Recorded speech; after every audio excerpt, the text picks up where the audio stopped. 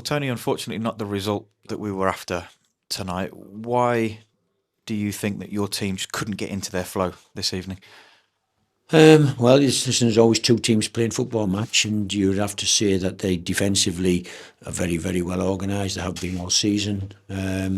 Make it hard to get through their lines. They man-to-man mark in midfield and make it really difficult. And we found that tonight. Our wide players couldn't really eliminate their full-backs, couldn't get behind them. It was a frustrating evening for us. I didn't see any threat from them really first half either, and yet they started the second half, scored from a set play, which is frustrating for us.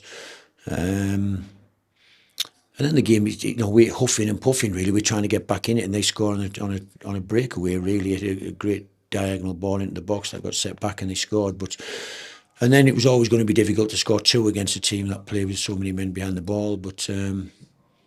Yeah, listen, you have to congratulate them and say well done. They did a good job. They came, they were really solid. They worked extraordinarily hard, and they got their desserts in the end. So, what has been a difficult week for them, and yet I've just spoken to Danny Bath, who I had at Sunderland. He's talking about how the team were galvanised. Really, that what's happened this week, it made the players really stick together, and he said you could sense it before the game. They were really up for the game, which we have to be really up for the game as well. And I felt we were before the match. And I thought the first half, whilst we again huffed and puffed, didn't really have any really top chances. It did dominate the game and played most of it in their half.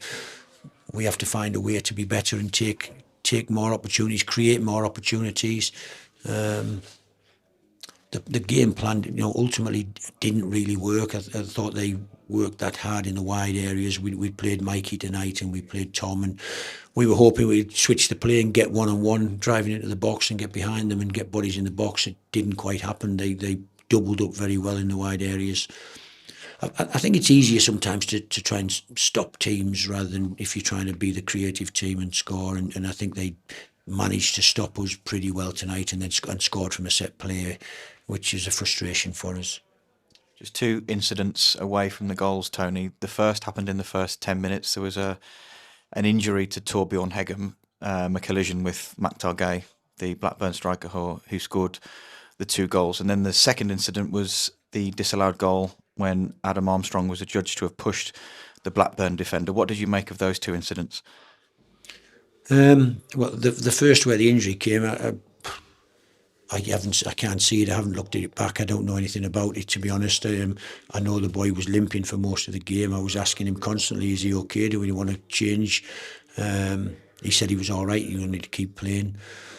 The Adam Armstrong goal, that wasn't a goal. I think the unfortunate thing for us was probably the positioning of the referee. I don't think it was how was Adam Armstrong going to push over a 6'4" centre half? I think he probably put his hands on the boy's back and they headed the ball in the net. And the referee was probably looking right down the line of it. Some would give it, some would not give it. If the ref was in a different position and never saw Adam put his hands on the boy's back, he would have carried on. It'd been a goal. Listen, we huffed and puffed. I've said that. We tried. We have to be braver, I think, at playing forward passes. And if they get cut out, if we don't get it, we have to really counter press really well. And it's stuff that we're working on in training. We're trying to get there, and hopefully we'll get better and better at it as the season unfolds, and we'll get our rewards. At this moment, it's a bit difficult because we're trying to change a whole way of playing and. To be more attacking, to score more goals, and yet we're finding it hard because if anything we have too much of the ball and teams get lots of men behind the ball. It's a bit foreign for me to think, let them have the ball, let them attack us, and then we break away quick. Let's keep going. Let's try to get better at what we do and how we play. Just finally, Tony, it's a very quick turnaround before you guys go down to Millwall on Saturday. What's in store for the lads over the next few days? Well, they're in tomorrow resting, recovering really. They've got to get the massage and get the rest and hydrotherapy pools, and they'll do a lot of work for the fitness coaches and the medical people. The lads who didn't get game time tonight or not enough game time will train as normal, and then Friday we'll do the game prep for the Millwall game, which, as I say, leaves you one training session to prepare for the next opposition. which is why you need to concentrate on yourselves rather than too much on the opposition, and we have to get better at what we try to do.